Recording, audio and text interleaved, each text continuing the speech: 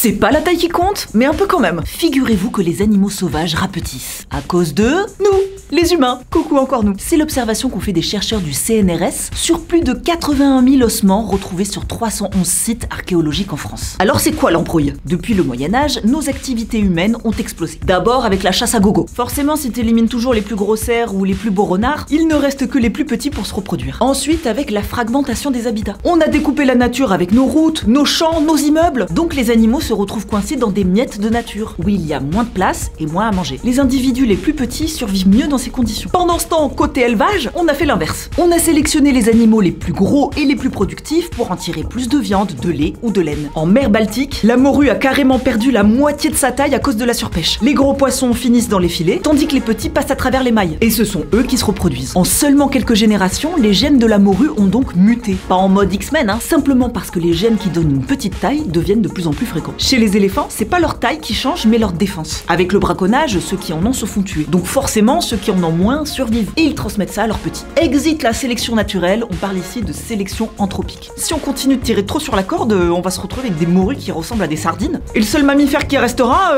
ce sera nous, affalés sur le canapé. On a connu mieux comme vision, non? À plus dans les mus!